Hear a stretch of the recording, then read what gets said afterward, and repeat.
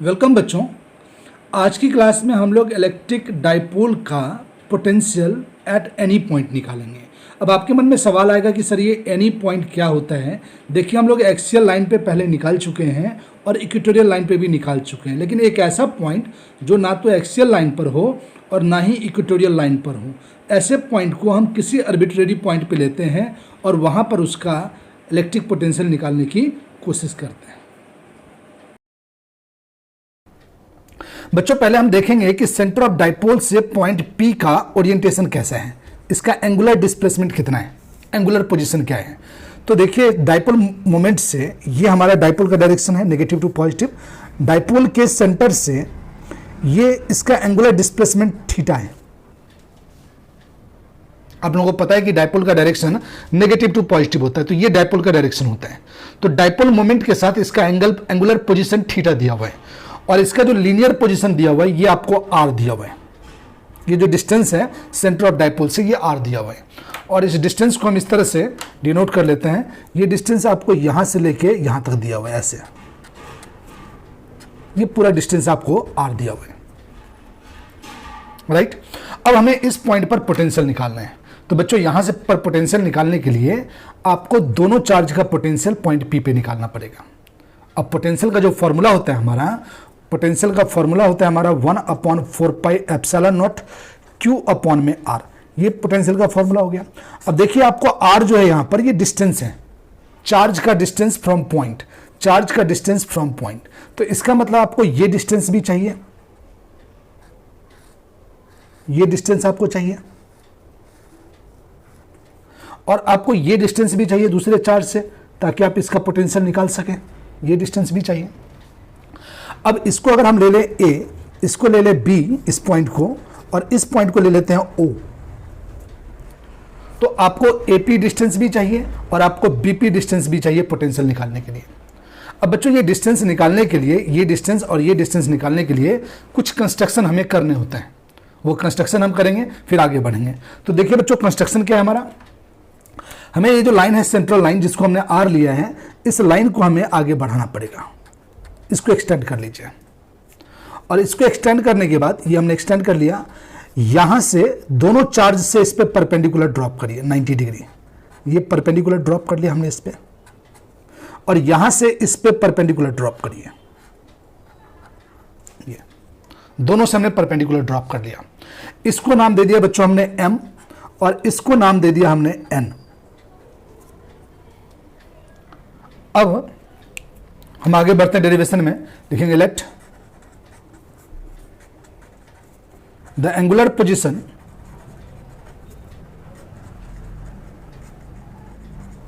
Of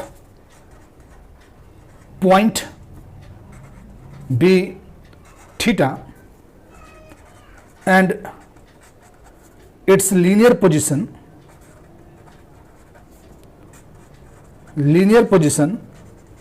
B R। इसका linear position R ले लिया हमने यहां से यहां तक और एंगुलर पोजीशन थीटा ले लिया। अब बच्चों आगे, इन ट्रायंगल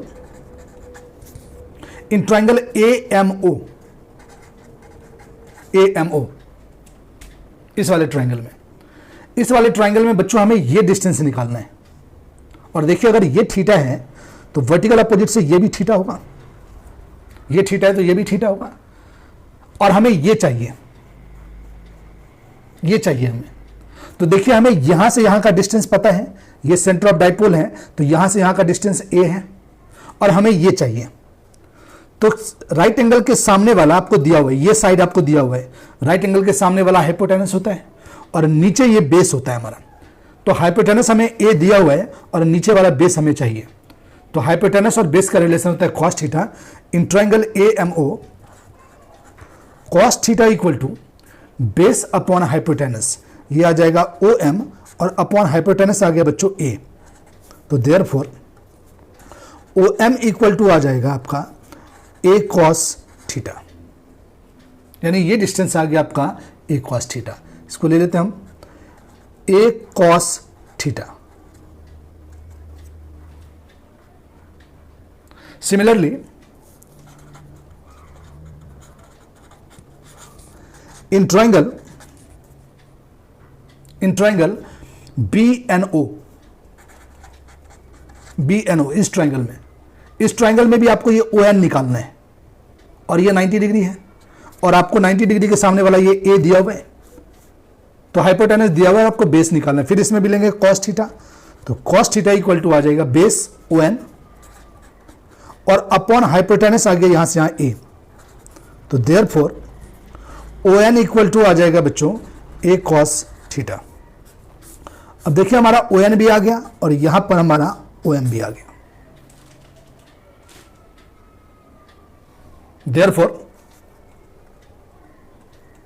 देयरफॉर अब देखिए हम यहां से PM निकालेंगे।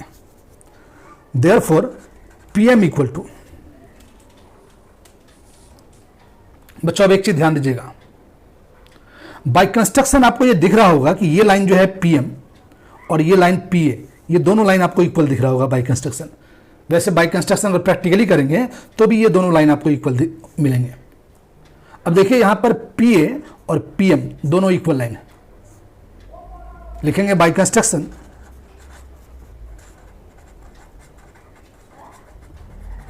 PM जो होगा वो PA के बराबर होगा।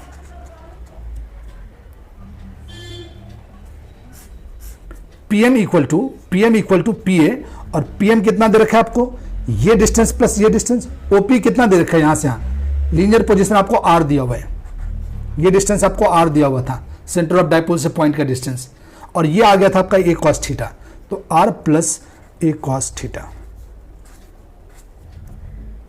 और इसी तरह से कंस्ट्रक्शन से बच्चों ये PB और PN ये दोनों इक्वल आएंगे।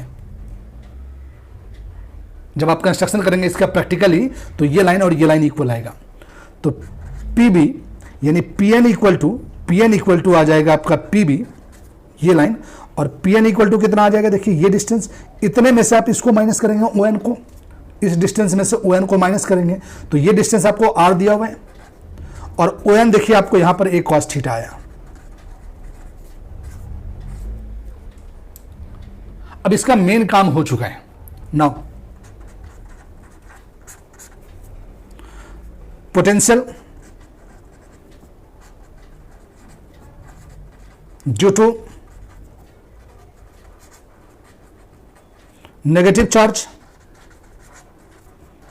एट पॉइंट P, तो potential at point P due to negative charge, formula होता है बच्चों पोटेंशियल का 1/4πε0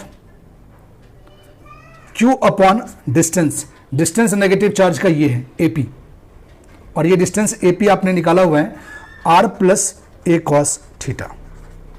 और बच्चों हम लोग पढ़ चुके हैं कि नेगेटिव चार्ज का पोटेंशियल नेगेटिव होता है और पॉजिटिव चार्ज का पोटेंशियल पॉजिटिव होता है, तो चूंकि ये नेगेटिव चार्ज का पोटेंशियल निकाल रहे हैं हम, तो यहां नेगेटिव लगाएंगे।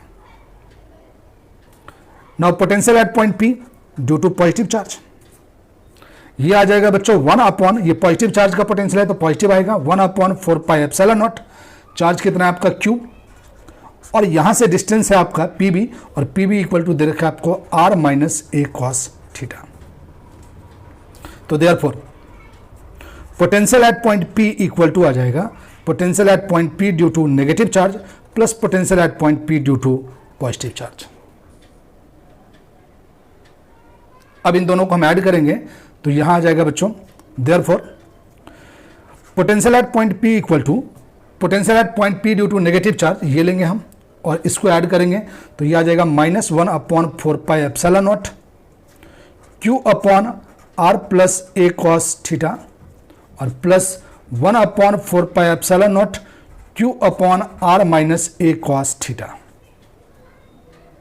जब सॉल्व करेंगे बच्चों दोनों में तो यहां पे 1/4πε0 कॉमन आ गया, दोनों में देखिए Q कॉमन आ गया, यहां बच गया बच्चों 1/R plus a cos theta और plus 1/R minus a cos theta. अब जब आप इसको सॉल्व करेंगे तो ये आ जाएगा बच्चों 1/4πε0, ये Q एज इट इज आ जाएगा बच्चों, ये आ जाएगा यहां पर और ये आ जाएगा यहां पर, तो ये आ जाएगा minus r minus minus plus a cos theta, और ये यहां आ जाएगा तो r plus a cos theta, और नीचे आ जाएगा बच्चों a plus b into a minus b, तो ये आ जाएगा आपका r square minus a square cos square theta. बच्चों देखिए आर से आर कैंसिल हो गया, यहाँ पे a cos theta plus a cos theta 2 a cos theta आ गया, तो ये आ जाएगा फाइनली आपका potential at point P equal to 1/4 pi epsilon naught Q as it is, और ये आ गया 2a cos theta upon a cos theta 2a cos theta upon r square minus a square cos square theta. जब solve करेंगे बच्चों इसको 1/4 pi epsilon not 2aq, ये वाला जो टॉपिक है 2aq, ये वाला टर्म, ये बच्चों डाइपोल मोमेंट का मैग्नीट्यूड होता है, इसको हम लिखते हैं p, तो ये आ जाएगा p cos theta upon r square minus a square cos square theta. ये आ गया पोटेंशियल एट पॉइंट p, जो कि एनी पॉइंट पर है, एनी आर्बिट्रेरी पॉइंट, यानी कि ना तो एक्सियल लाइन पर है और ना ही ये इक्वेटोरियल लाइन पर है। बच्चों आई होप कि आप लोगों को ये समझ में आ रहा होगा कि हमने क्या किया और कैसे किया है, राइट। अब दो चीज देखिए, अगर आपको एक्सियल लाइन पे निकालना है पोटेंशियल, अगर आपको पोटेंशियल एक्सियल लाइन पे निकालना है, एक्सियल लाइन पे निकालना है, तो पॉइंट पी को आप एक्सियल लाइन पे लेके आएंगे, ऐसे पॉइंट पी को आप एक्सियल लाइन पे लेके आएंगे, और जब पॉइंट पी को आप एक्सियल लाइन पे लेके आएंगे इस तरह से, तो आपका थीटा कितना हो जाएगा, देखिए यहां पे थीटा हो जाएगा 0। तो इसी फॉर्मूले में अगर आप थीटा इक्वल टू 0 रख देते हैं तो पॉइंट पी कहां आ जाएगा, एक्सियल लाइन पर आ जाएगा। अगर थीटा इक्वल टू 0 रख देते हैं तो पॉइंट पी शिफ्ट कर जाएगा एक्सियल लाइन पर।